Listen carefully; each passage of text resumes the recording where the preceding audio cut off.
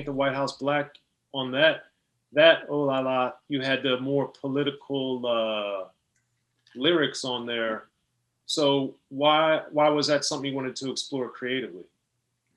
Because remember we came up, during the era was a lot of things, socially conscious things was happening around, you know, budget cuts, unemployment, the whole nine.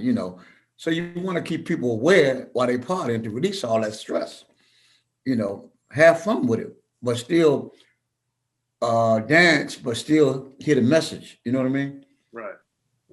Okay.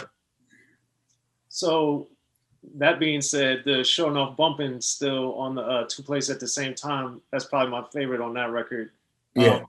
and that one, because it was so long, I thought, Live version.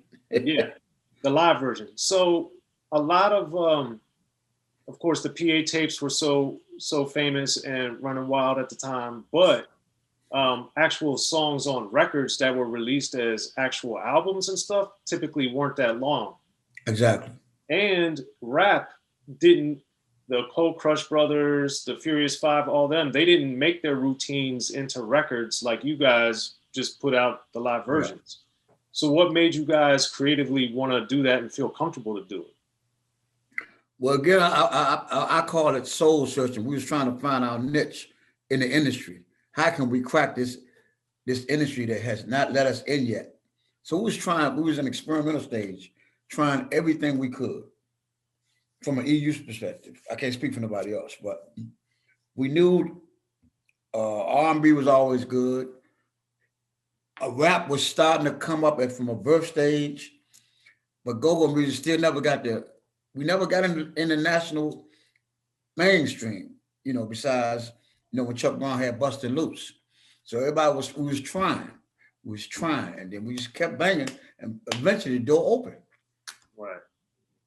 Well, going into Go Juju Go, since Bustin' Loose at that point still had been the biggest, and maybe Sardines or the Word, maybe But Drop the Bomb, I would say. There was some of those songs had gotten a little bit out there.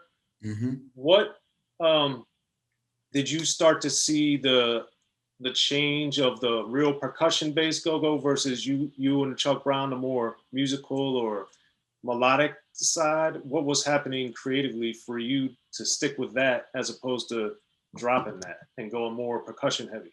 Well, I'm always like this since history. If it ain't broke, don't fix it. That's the best way I can answer that because it works for me, and I know how to make it work for what we do. I can't worry about what everybody else is doing. They're gonna accept this as for what it is because I'm gonna make it commercial and friendly as I can, and that's what we did, and it worked. Then Clearly. we also did party time with Curtis Blow, big record, big record, okay, and we kept our EU percussion inside of that song, and even though that was the first really commercially success song that we ever had, party time, and it worked, even though it was a merger of hip hop and go go together, because Curtis Blow was like the hottest rapper at that time. It was like finally we cracking the door open because everybody say, "What is this sound? What is that?" Congos and all that. But if we played them tracks live, so that's what made it better, and you can feel it. And I thank Curtis Blow to this day for that. And do you remember what when you guys were first meeting him or working with him? What was his like? Why did he say he was drawn to you guys? Because we blew him out at the Capitol Center. He had the big record, These Are the Bricks. And we performed together at the Capitol Center. And he was headlining. He had to come on after EU, Chuck Brown, the Soul Searchers, and Rare Essence in our own backyard. You know what that's gonna be like. Yeah. I'm like, wow. He was like, man, what is this sound? These guys are killing. And the crowd was all pumped up. And when it came out for him, he didn't have that same effect we had. So I think that's when we said, I got to do something. Like I got to incorporate this. I really believe that's what happened, Okay. And and it then worked. what did you in the studio or working with him or just studying him, what did you pick up from Curtis Blow you were able to apply to yourself? Well, I quickly learned how, when I saw him, we was producing a song up in New York, how he incorporated, I gotta have the beat right. See, he was like really professional and precision, and everything he wanted, he told you. Nah, I want you to play like you played like so y'all live, blah blah blah. Just play it. So that was discipline, and we did it. So that's what I learned. I learned a lot of discipline from him. Okay. And then a month later, after everything was mixed down, it was a hit record. Unbelievable. I didn't think it at first, but it happened. Well, why didn't you think it at first? Because we was out of our element. I mean, somebody was producing us now. We wasn't producing Sugar Bear or Sugar Bear producing this track, blah, blah, blah. Somebody else on the outside is producing us, incorporating us and them. But it worked. So it was all a learning process, and I loved it. And how did that change you, would you say, moving forward? It made it better. I said, we can have that. The way these records sound, his record, Party Town, compared to two plays at the same time, you saw it. That's where I wanted to go. I wanted to be there. Radio friendly, cut it down to like 3 or 4 minutes, and it's a wrap. Okay. And then with the Go Juju Go, you had the Shake It Like a White Girl on there, which that's a EU national anthem. Yes, it is. So where did that phrase come from, and why'd you decide to put it in a song? That came from Washington, D.C. at the Washington Coliseum. I created that song right on stage in our set. So and the girls went crazy. And you just happened to say it, you mean? Huh? You just happened to say it? Yeah, that's why I created it. Okay. Because of course you see, like, if I see LaWanda, and she over there and I can see her, I say, LaWanda, oh, shake it like a white girl, right? Then I see somebody over here, Teresa, Tiffany, shake, or Cheryl, or Ashley, or whatever, and I just kept the hooks going. And so immediately after that show, that Tuesday we went to practice, that was a Saturday, I went to Tuesday practice, I created Shake It Like a White Girl. Okay. That's how it happened. I'm telling you. I make a lot of songs off the stage. My songs. That's what it's all about. So. And has that been the case since Just the Way You Like It, all the way back from then? Say it again. Has that been the case from all the way from back, just all the way you like it? Yep. Okay. All right, gotcha. And then with putting that Shake It Like a White Girl later into Doing the Bud and all these different things, what made you, because you had it on Living Large later, you had it on the Bud. Yeah, okay, and I'm glad you stopped right there. I didn't mean to cut you off. Oh. Did you see how the way Living Large sound on that album? Yes. They couldn't see outside producers again trying to duplicate what it was terrible. And I didn't want to put it on there, but the record company made me put it on there. Oh, I like the hook. I said, that's not how it goes. You're taking away everything about that song, the party, and making it trying to make it to an R&B popcorn song. No. Well, that was down the road, but since we're talking about it, the thing that shocked me about Living Large, and even with Cole kicking it, was it didn't sound, EU was there, but it wasn't EU. No, it wasn't. Amen. I'm glad. I agree with you 100%. And that's because, in other words, the record company said, you got to do it my way or don't do it, or it's not going to happen. And that's exactly what happened. They took all our guts. They only signed us because we had the #1 record in the country, #1. And everybody was bidding for us. So Virgin Records bidded for us, and they had the highest offer, so we took their offer. They tried to make us into something that we wasn't. So, you know what I mean? This is something I've never understood about music and art in general.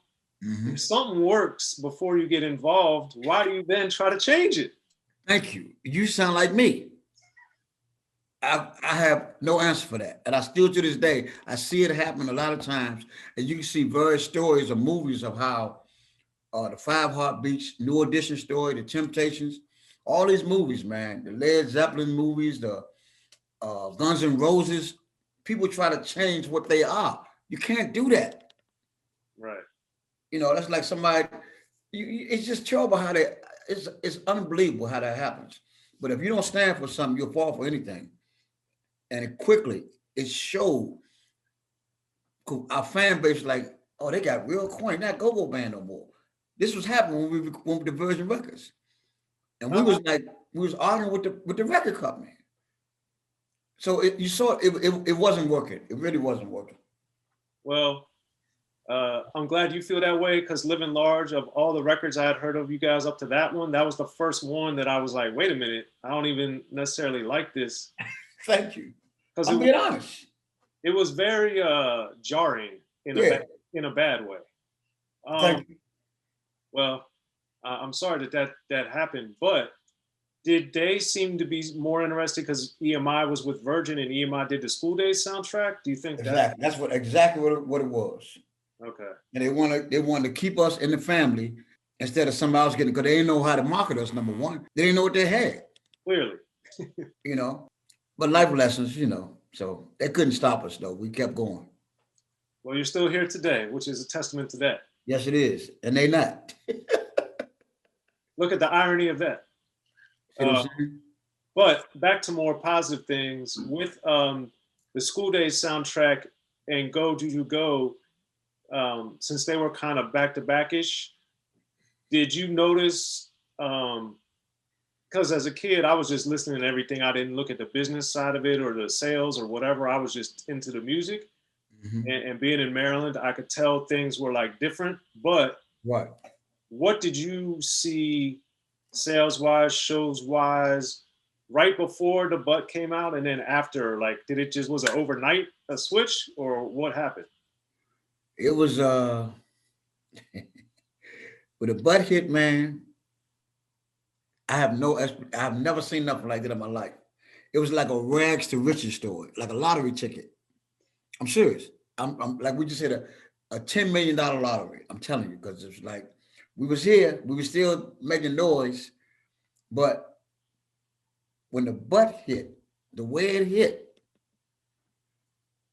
it's like I said, it was rags to riches because we went from playing in D.C. all the way over to California, to Florida, to Canada, various parts of the world, and the record was blazing, and it was a dance craze. Remember the song "The Twist" back in the day? Yes. It was just like that. It was taking over the whole nation, and we was in so much demand, and everybody that I grew up listening to, as far as R&B and soul music, they wanted us to come join them on a tour. Oh wow! It was amazing, and we wasn't ready. It's like we really wasn't ready for it, so we had to hurry up and get ready overnight. I'm telling you, it's like a lottery.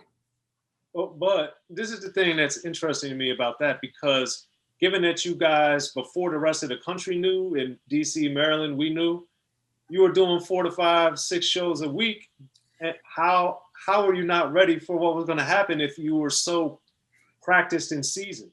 Good question. Because, say like now, you say, Bear, I need you to come over tomorrow to play in California, Los Angeles. I said, tomorrow? Yeah, this is the one, Bear, you got to come. And we already sold the show out. You pre-advertised it or whatever. You didn't tell me till today. That's how it was. And I got to say, okay. I'll see if I can make that happen. But when they start showing you a month worth of dates, and your money went from, like, let's say, I'm just saying an example, 1,000 to 10,000 per show, what would you do? Right. Yeah. Let's go. Make it happen. And you get out there, then you go ahead and do your show, and then you get out. Remember, we was playing 5, 6 nights a week, so even on tour, we were still on an average. We was touring like 4 nights a week. You follow me? Yeah. And it was amazing, really amazing. What was the first major tour you got on with an R&B group or a funk group or something? The first one was it was called the Run DMC. Oh, okay. Remember they had to Walk This Way. They just did it. I remember that. Yeah. What else? Yeah, that was a big tour, man. Then from that we went to the Slammer tour. From the Slammer tour we went to the it was a Hammer tour. I mean, MC Hammer. That's when he was hot. I remember. Oh man, it was amazing. We had a good run nationally from, I'll say, 88 to 94. Amazing, non-stop, man. Then we started getting USO tours. Then we started getting asked to come over various places. There's so much demand, we couldn't do everything because we was already obligated to other tours. You know, some people try to get us to do spot dates and all that. It was really hard, man, but it was a blessing. Be sure to check out the History of Gangster Rap by Soren Baker. He's official. History of Gangster Rap features exclusive interviews with Ice-T, Snoop Dogg, MC Ren, the D.O.C, and dozens of others. The History of Gangster Rap, a definitive look at how Los Angeles changed rap forever. In Los Angeles, the streets definitely set the tone of the hip-hop music. At 19, I got a $50,000 car. My whole angle always was, I'll be street, but I will always tell you the horrors that go along with this life. There will be penalties and casualties for just wearing the wrong color in somebody's neighborhood. And once gangster rap made it from the streets to the TV, the genre exploded. With Fab 5 on Yo MTV back with NWA. Yo MTV, it just catapulted us from being local heroes to national gangbang rappers. The History of Gangster Rap discusses it all from 1980 up till today. It's always gonna be shit happening in the streets. You know what I mean? So it's always gonna be something to talk about. The History of Gangster Rap in stores now.